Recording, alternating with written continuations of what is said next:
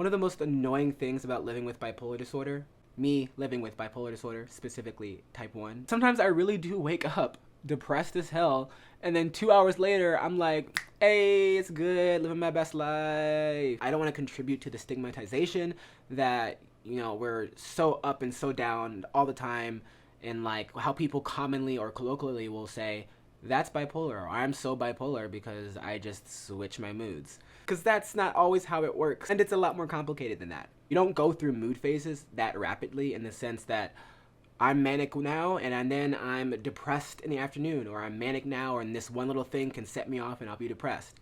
Unless you're like in a mixed episode or you're rapid cycling, or there are certain times where like that could be the case. So I guess it depends. That caveat out of the way, y'all. Sometimes it really does be like that though, like, and I don't know why. And what makes that annoying is that, am I depressed? Am I manic? Am I, like, not only what the hell is my mood, but why can't I remember that 2 hours ago, bitch, you was good? Or, you know, yesterday you were depressed and now you're not depressed. I don't know. Long story short, I be forgetting how I feel. And sometimes I'm in therapy and I tell them straight up like, oh, everything's been great. I'm feeling good.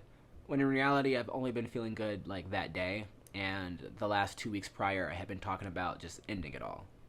And as you can imagine, kind of makes it hard to treat your bipolar disorder when you don't remember how the fuck your mood really has been. So in this video, we're going to be talking about how you fix that.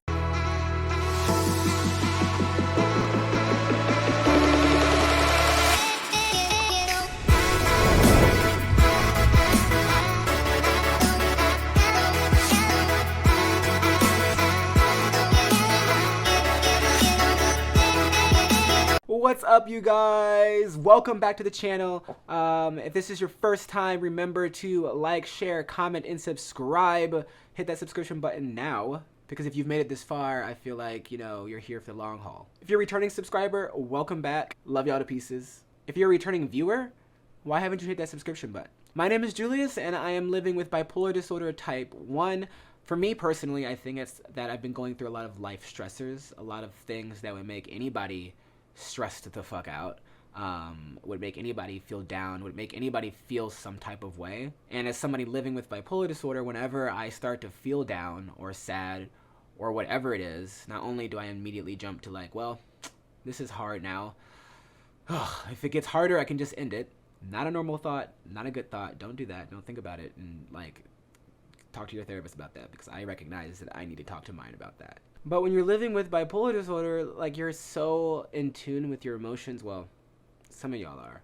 I'm just playing, because sometimes I'm not. You're so in tune with how you're feeling at the time and what's going on that any little change, you're like, am I about to be like real fucked up for a second, or am I good? And that's what's been happening to me. Essentially, like, there's times after these life stressors have happened, or when I get worked up, where I feel intensely like, okay, I'm depressed. This has to be depression, because it's not just sadness, or maybe it's just like my version of sadness. But when people are sad, they don't immediately jump to like death. They don't immediately jump to running away. They don't immediately jump to like, this is just the end of the freaking world. That's how severe it is. But I say all of this to say, I'm always taking forever to get to the point. I forget legit how I was feeling. And that's such a weird concept when you're in the moment and it's so severe, you're like, I want to just end it all. Like, fuck this shit. Or when you're just on cloud 9, you're just like, wow, life is the most beautiful thing that I could have ever experienced. Like, I love everybody. I love my life. I have the best life. Everyone else's life sucks compared to mine. Like, oh my God, this is amazing. When you're feeling that intensely, how the hell do you forget? Like, that's what is killing me, or what's been killing... No pun intended. That's what I've been struggling with, because I've had to remind myself, especially at times when I'm feeling really down, and I'm not sure if it would be called depression, because depression has to be defined. When I'm feeling down, I'm like, okay, don't freak out. You'll be fine in like a few hours. Just continue on with life. Continue on with your day. Don't do anything stupid. And these aren't long enough to be considered like marked episodes. As far as the DSM and the diagnostic criteria that's used when defining episodes, they don't fit in any of those. They might fit within rapid cycling, but like I said, like, I know when I'm rapid cycling, and that's Whew, that typically happens. I don't want to talk about it because bad juju. You freaking get the point, right? How do you help this? The biggest way I've found that helps me realize my mood, or to look back on like how I was doing and just kind of give myself an overall score of like, this is how I've been doing. Mood tracking. Mood tracking has helped me tremendously. So what is mood tracking? Mood tracking essentially is exactly what the fuck it sounds like. It can be helpful for anybody, I think, but especially for people living with mood disorders, living with anxiety, living with mental illnesses. Specifically though, bipolar disorder, because bipolar disorder quite literally is your mood being all out of whack and you being way too happy, excited, and energetic, mania. Or you're way too sad, lonely, just completely distraught, depression, or somewhere in between. Mood tracking is a way for you to track your mood in the sense that you record how you're feeling the day of, or you record how you're feeling at certain times throughout the day. Not only are you able to record how you're feeling, you're also able to record the activities or the behaviors or the thoughts associated with how you're feeling at that time, which is phenomenal because after that, or after you have, I don't know, at least a month's worth of data, you can actually then start to predict future episodes and future triggers for episodes because you now have data or historical data on yourself about like, okay, I see a trend here. I typically start feeling down or depressed when I do these things. Or, that was a manic episode that happened 2 weeks ago. What caused that? Oh, I have activities that I've listed associated with how I was feeling. Or in the simplest way possible, whenever you go into therapy or psychiatry again, sometimes I'll have had the worst week ever. And sometimes I'll be even having like a terrible morning right before I have therapy. And then for whatever reason, sometimes I'm just lying and don't want to say anything. Other times though, I genuinely forget that like, oh yeah, I was just like in a state of panic not that long ago. Because in the moment I'll be good and everything feels right. But if you look at my chart, it's like, bitch, no, you've been all out of whack and you're not all right. So let's dive into mood tracking a little bit more. Personally, I use an app. You can definitely go old fashioned, get a journal, and make a mood diary. If you want, if you already journal, I don't journal, I hate it. I definitely probably should, but I make videos about my mood, so it's like a video diary. Anyway, I use an app, and there's several apps out there. I've used several different types of apps. A lot of them get on my nerves because they're doing way too much and they're asking for more information. But my favorite one that I love and I've been using for years now is DAYLIO. Caveat to what I just said, the more information that you put into the app, the more you're going to get back. So personally, I probably should diary or journal how I'm feeling alongside the activities and the moods that I'm feeling. But like, I got stuff to do, y'all. I can't be writing things down. And like, I'll write things down if it's super important. DAYLIO is available in the App Store, and then I don't know what the hell. It's available across all phones. I don't really know what y'all call it for Google and Android. But you can download the app. It's completely free. The best thing about DAYLIO is that it's fully customizable. So as you can see with my chart, the dark green at the very top is mania or hypomania. It means I'm elevated in some way. The next one down, which is kind of like a, I don't know colors like that. It's green too. It's just a different shade of green. Like a lime green, maybe. That means that I'm stable. That's where I want to be. That's like the good part. That's the spot. It's happiness, normal happiness. The next mood thing, which is the yellow one, it means I've recently actually just had to add this to my list of smiley faces because like I said, it's customizable. So you can choose your own smiley faces, choose your own colors, and make them represent whatever the hell you want them to represent. But the yellow one for me is like a meh, like, okay, I'm doing fine, like, this is fine, upside down smiley face. And as I was saying before, the more you put into this, the better, like, the more accurate your results will be, and the better, like, benefits you receive. Because at first I had just put fine, and, like, it's like, okay, what does fine really mean, though? So this isn't much better, but like I said, we're not perfect. I have meh, like, I guess that's okay. Fine, like, fine. And then I have kind of want to die, kind of don't want to die. Because it's like, and that's typically where I always am, I think. Or typically what I am, especially when I start medication, that'll like have me feeling that way. Only because I've gotten so used to being depressed or so used to being manic that normal happiness is weird to me, I guess. The next one, the orange one, I have also added a few layers to. So I have sad boy, I have irritated, and I have lonely. I think that those are very distinct for me. but they're not quite crisis level. Next is the red one. And for red, I just have 2 categories, but red is bad, depressed, like not good, crisis. That's actually one of them. So I have crisis and I have painful. Crisis means that like I'm actively probably thinking about suicide, or I have suicidal ideation, which is no bueno, or self-harm or something that's a danger to myself. And then painful means that I'm having panic attacks, or I'm having some type of physical reaction where like it's no longer just mentally in my mind, it's now physical, and it like fucking hurts, like it actually hurts. Let's take a look at like exactly, have I been feeling that? Because I don't really remember. Keep in mind, I have other mental illnesses. A big one that I've been struggling with is developmental trauma disorder, or complex trauma from childhood emotional neglect and abandonment and abuse and bullshit. It's not funny. Why do I laugh? I've also been dealing with a lot of disordered eating, or more specifically, I have been diagnosed with anorexia, but okay. Next. So my point here is just to say that it's not all just bipolar disorder. It definitely affects my bipolar disorder, in the sense that they all kind of act on each other, which makes it even more complicated to treat.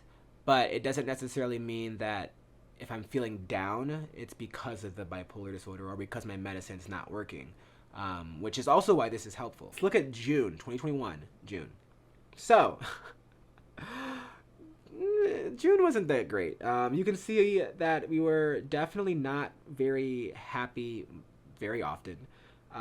We weren't very manic either, which, you know, I think I need to make another smiley face for happy and manic. So both of the green ones, I think I need to make another green one that's like for hypomanic, because while I have not really been manic, I don't know if this is 100% accurate, which brings me back to the point that the more you put into it, the more specific you get, the more accurate results that you are able to get. Because like good, what does that really mean? Because you don't just jump from good to manic. You typically, like, there's stages, there's a spectrum. But yeah, it wasn't a good month. There was a lot of down periods. But you also can see how at the same time, like, they're not lasting for days on end. So it's like sometimes they last, I guess you see that little one on around the 19th. That might have been a very marked, distinct bipolar period. But like, I don't know. Okay, I guess this is also why it's helpful. While I don't feel as though they have been very marked periods between these episodes, this kind of shows defined periods. So this is why I use the app. And I also like completely forgot that June was shitty. July was better. I would think that there was more stability. It wasn't as up and down, but it definitely was, you know, a lower month as well. But even though we were kind of sad, kind of meh, we were stable during those periods. And then a little bit of mania at the very end. I forgot what was happening at the end of July. But theoretically, I don't diary, as I said, and sometimes I rarely ever put in like the activities that I'm doing. But as you can see here, you can go into, so let's just look at this one right here. So I'm gonna go into, let's see like what I was doing when I was feeling down, or like, no, let's see what I was doing when I was feeling kind of manic. I just noticed, okay, so July 12th, when looking at the total mood chart, because it kind of averages your moods out, as I was saying, if you're feeling super happy in the morning and then super depressed at night, then it averages those two. But on the 12th, you would never know that I was feeling kind of rad. I call it rad, but I was feeling super elevated because at the same time there was a little crisis level feeling. So obviously I was going through something, and it averaged my mood to being like, kind of want to die, kind of don't want to die. But that's interesting. Like I would have had no idea that that was even happening / or remembering it. But because, again, I'm pretty sure I was doing other things. I might have been drinking. I don't know, when was the 12th? The 12th was a Monday, but I was coming off of the weekend, so there might have been some friend drama. There probably was some friend drama, because that's a lot of what I've been dealing with. Attachment, friends, bullshit. It makes me upset and sad. Toxic people. But yeah, so but I didn't put that much information down. So all I know is that I was hanging out with friends, which normally helps me, but my mood was all out of whack. So you can see how it can be helpful in the sense that, like, I know what I was doing, but you can also see how laziness makes it unhelpful. We were definitely manic because we were cleaning, and I like typically clean. I clean a lot, and we were just depressed, as you can see. Not depressed. I use these terms lightly because the DSM categorizes them differently. Like if you're depressed, you have to be depressed for a certain number of days. I was feeling low, which means that my room and life and everything was probably a mess. Got manic or got elevated. So it makes sense that we were doing housekeeping, trying to fix our fucking life, and cleaning up the house and organizing. I also see that I also see that substance was noted on here. So I'm not really sure what substance that was. Substance can mean, well, I have a whole another category for drinking. So take that with how you want to take it. But yeah, that explains a whole lot now. You should not do that. I should not do that. No shit, I was manic. So hopefully you see how this is becoming more and more like helpful for me. Let's move through August and September because I don't need to be seeing all my activities and stuff. August, you can see crisis level periods again. I'm not exactly sure what was happening, but for the most part, it looks like since June, by August, we're getting more stable in the sense that we still have dips and I am more manic at times, but it's not like as a roller coaster wise, if that makes sense. And I'm not sure if that's good or if that's bad, but yeah. And then September, which is where obviously we're here now, we're on a little bit on the low side. We've been up there a little bit, elevated a little bit, but for the most part, it's again leveling out. It's going back into more of like the roller coaster style rather than the steady style. But at least the steady style is like, I think this is my best month overall in terms of graphically and how it looks. I love tracking my mood because honestly, things don't feel like they've changed. Life still feels like really, really shitty and terrible at times. But clearly from this, it does not compare in any way to June. Like we have not had any crises or crisi. We've not had any crisis points this month. We've been sad. But I also found out right around then that my godmom/aunt died. So makes sense. I'm not sure if I recorded that. Probably not. But you get the gist of how this works. Hopefully by now. One last thing I wanted to show y'all is that while this shows you your overall mood chart, and you can definitely go in there and see your individual entries. Individual entries is how you see your activities. You can also, like I said, journal, like freehand journal. There's other apps out there that will actually give you prompts to respond to or kind of give you guided writings to write back to, but like that feels like homework and I ain't got time. But if you switch to this view right here, I'm not really sure what the fuck that view is called, but let's just say the day view. You can actually then see not like just the average of the graph, but you can see like, okay, for the most part, I have a lot of good in here, a lot of good for this month, which is fantastic.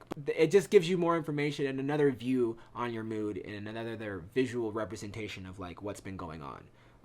A lot of times, or at least in the past, when I've been rapid cycling, which is another reason why I don't think I'm rapid cycling now, I would start off the day very happy. I would start off the day like and then I would ramp up to being like super just elevated, just super on. I think it was because I would take Adderall. I think that might have been a cause to it. And then at night, when everything is like done for, the day is ending, people are falling asleep, people are going to sleep or whatever, and I'm just by myself. This was back when I was in college. Oh boy, that depression really gets you. I would be so fucking depressed. But this view kind of helps you see that, because your mood, as it should, or not maybe as it should, but like for normal people, your mood changes throughout the day. There's different things that impact your mood, and not all of it has to be chemical imbalances. Not all of it has to be some tragedy. Not all of it has to be you wild and spending money or doing drugs. It doesn't have to be that. Our moods are in flux all the time. This is just another way to help us kind of identify what's in flux and what's naturally happening to us, and then what's not naturally happening to us or not supposed to be happening. Overall though, I give this app 5 stars. I love the interface. I love that you can customize it yourself and kind of make it your own. It doesn't like require a lot from you. You give how much you want to give and you receive the benefits back based on how much you give. I feel like that could have been said in a better way, but you get the point. Other apps that I've tried, they like make you journal or they make you put in all these different activities, which while yes is good, sometimes like I just need a baseline of how I'm feeling. Back when I was on lithium medication, and then for like the 2 months that I had stopped lithium and we were in lockdown and I wasn't on any medicine, but I was stable and fine. The good old days. My DAYLIO literally was like a straight line every single day because I was good, and genuinely I was good. I had no mood fluctuations. I guess if you're on lockdown, you can't leave your house. There's like nothing to affect you and trigger you. At that point, you know, I didn't really want to have to put down a whole bunch of activities because, like, bitch, I'm not doing anything besides laying in the house waiting for Corona to end, which it still hasn't ended, but whatever. So that's why I like DAYLIO. It's the most user-friendly, and it does not get on my nerves. The other cool thing about it is that you can set it up so that it sends you reminders. That does get on my nerves sometimes, but it's good because otherwise I would forget. You can set up reminders, so I have mine set for like 9 a.m., 12 noon, 3 p.m., and then like 6 p.m. or 9 p.m. or whatever. It's set up throughout the day to send me reminders saying like, hey, record your mood, record what you're doing so that we can like get this on the record. And I do that so that throughout the day I can kind of monitor my mood. And then when my psychiatrist asks me, how have you been doing? Girl, I don't know. I don't want to lie to you though, because I'm terrible right now, but I think I've been doing good. I go to my app and I literally just show her the little chart and I'm like, oh, we've been all right. Or, oh no, I guess we've been manic. My bad. I was lying. But yeah, if you don't give this a try, definitely look into mood tracking though. It's extremely, extremely helpful for anybody living with bipolar disorder. And it's part of the regimen, or it should be part of your regimen for keeping track of what's going on. Forecasting your moods upcoming, finding out what activities make you manic, what activities make you depressed, and really pinpointing whether or not is this bipolar disorder or did something else happen. Who knows? It's one less thing for you to have to worry about in your mind all the time, and you just put it in the app. Alright y'all, thank you so much for watching. I hope this video was informative to you. I hope that y'all actually start doing mood tracking. Love DAYLIO, shout out to them. Remember, you should have already done this by now, but subscribe. And of course, and not only subscribe, but turn on those subscription notifications so that you can find out when I upload new videos similar to this one. Also remember to like and comment. I love to hear y'all's comments. I love to hear what y'all think. I love to hear where y'all are from. I love to hear more about y'all. Comments, not just to me, comment to others. I love this being a community where we all just kind of give our thoughts and give feedback and just hear from one another. All right, y'all. Peace out.